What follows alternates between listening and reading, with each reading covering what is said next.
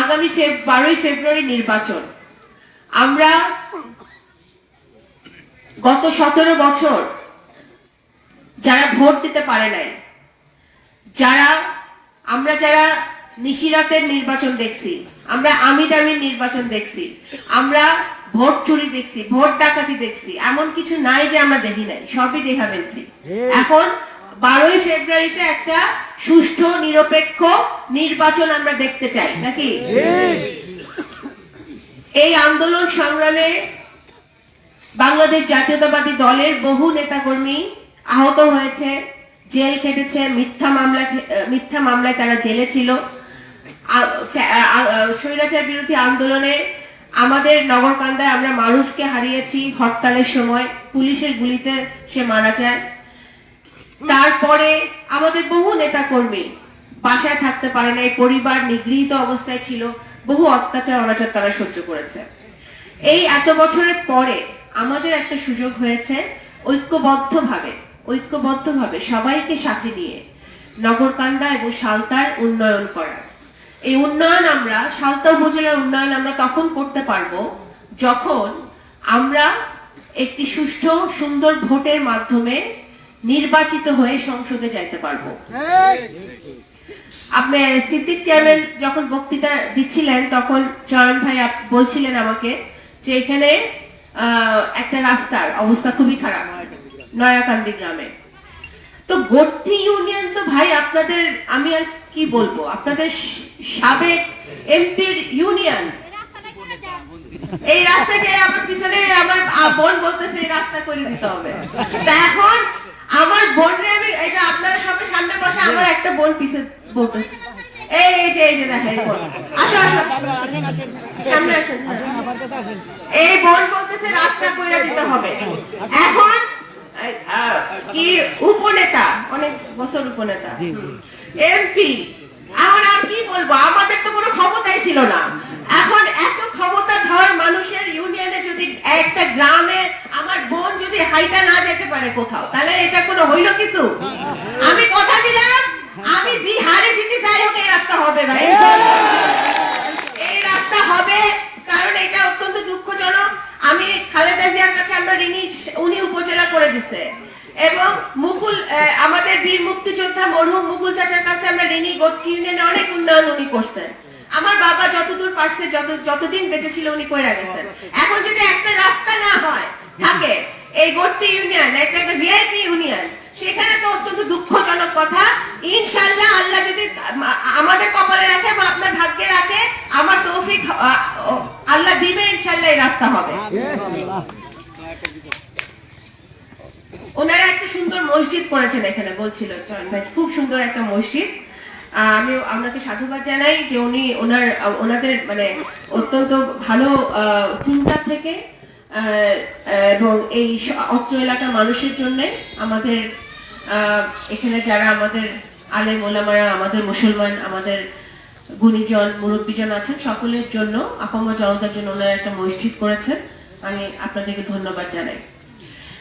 এখন আগামী দিনে যদি আমাদের সালতা উপজেলাকে একটা মডেল উপজেলা করতে হয়, এই ধরনের রাস্তা ঘাট, ব্রিজ, কালভার্ট, আমাদের চলাচলের ব্যবস্থা যদি ভালো করতে হয়, এখানে একটা, আমি প্রত্যেকদিনই বলছি, এটা না করে তো এখন হবে না, একটা আন্তর্জাতিক মানের হসপিটাল যদি সালতা উপজেলায় না থাকে, যদি আমাদের নারীরা, আমাদের মা বোনরা, আমাদের মুরব্বিয়ানরা যদি স্বল্প মূল্যে এখান থেকে চিকিৎসা বা বিনামূল্যে চিকিৎসা না পায়, আমাদের যদি এখানে ভালো ইউনিভার্সিটি না থাকে, আমাদের মাদ্রাসা, এত সালতা উপজেলা এত আমাদের ভালো ভালো সুন্দর সুন্দর মাদ্রাসা, যেখানে আমাদের মেয়েরা ছেলেরা পড়াশোনা করে, স্কুলে পড়াশোনা করে, এই মাদ্রাসাগুলো যদি উন্নত মানের না হয়, তারা যদি ভালোভাবে না থাকতে পারে, তাহলে অবশ্যই এই সালতা উপজেলার নাগরিক হিসেবে, নগরকান্দা নাগরিক হিসেবে আমি অত্যন্ত, এটা আমাদের জন্য একটা দুঃখজনক ঘটনা। সুতরাং আমরা যদি এই ইনশাল্লাহ ধানের শীষে যদি বিজয় লাভ হয় আগামী ফেব্রুয়ারি 12 নির্বাচনে, আমি সবসময় বলেছি যে আমার এই মাটির থেকে, সালতার মাটির থেকে আমার চাওয়া পাওয়ার কিছু নাই। আমাকে আল্লাহ যা দিয়েছে যথেষ্ট দিয়েছে, আমি হাজার শুকর করি। আমার বাবা সারা জীবন আপনাদের জন্য, মানুষের জন্য করার চেষ্টা করেছেন। ওনার সন্তান হিসেবে আমি যে আজকে এই বাড়িতে আসছি, আমি কোনো নেতা হিসেবে আসি নাই, প্রার্থী হিসেবেও আসি নাই, আমি আপনাদের বোন, আপনাদের সন্তান হিসেবে। আজকে আপনাদের বোন এবং সন্তান হিসেবে আমি এই কাজগুলো, এই যে বললাম হসপিটাল, এই ভালো মাদ্রাসার উন্নয়ন, ভালো ইউনিভার্সিটি এবং কর্মসংস্থান, আমাদের ভাইরা বোনরা যে এখানে পড়াশোনা করছে, পড়াশোনা করে তারা কোথায় চাকরি পাবে, কোথায় তারা ব্যবসা করবে, এখানে কর্মসংস্থানের ব্যবস্থা করতে হবে। এই জিনিসগুলো যদি আমাদের করতে হয়, আমাদের আমার নিয়ত আছে, আমার বাবার সন্তান হিসেবে আমি এই জিনিসগুলো করতে চাই। আমি একার পক্ষে আমাদের ক্ষমতা সীমিত, আমি কতটুকুই বা করতে পারবো, কিন্তু আমার যদি সংসদে যেতে পারি তাহলে আমরা অনেক বেশি আপনাদের জন্য করতে পারবো। আমি সবসময় বলি, 17 বছর আগে আমি এই কথাই বলছি, এখনো আমি এই কথা বলতেছি। আমার বাবার মৃত্যু পরে আমি সবসময় বলছি যে আমার বাবা রেখে যাওয়া কাজগুলো আমি শেষ করতে চাই। আমি যদি সংসদে যাই, আপনারা প্রত্যেকটা লোক সংসদে যাবে, সালতা উপজেলার প্রত্যেকটা মুরব্বিয়ান, প্রত্যেকটা যুবক, প্রত্যেকটা নারী সংসদে যাবে। আজকে আমরা সবাই মিলে সংসদে গিয়ে আমাদের এই সালতা উপজেলা গত্রী ইউনিয়নের উন্নয়ন আমরা করতে চাই। আমি আর কথা বাড়াতে চাই না। আমি আবারও আপনাদেরকে আগামী 12ই ফেব্রুয়ারি নির্বাচনে ইনশাআল্লাহ আমরা যেন এইবার ভুল না করি, আমরা যেন সবাই মিলে দল মত ধর্ম বর্ণ নির্বিশেষে, মুসলমান হিন্দু বৌদ্ধ খ্রিস্টান এবং যত দল মত আছে সবাই ঐক্যবদ্ধ হয়ে আমরা সালতা উপজেলা গড়ার জন্য, উন্নয়নের জন্য আমরা একসাথে কাজ করব। আমরা ঐক্যবদ্ধ হই, আমরা হাত তুলে দেখাই যে আমরা ঐক্যবদ্ধ হয়ে আমরা একসাথে কাজ করব। আমরা যদি একসাথে কাজ করি,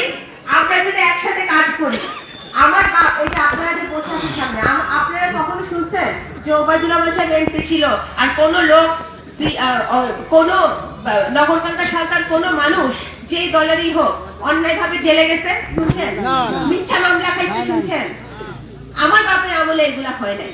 আমি কখনো এগুলাতে, আমরা এই প্রতিহিংসামূলক কাজে আমরা বিশ্বাস করি না।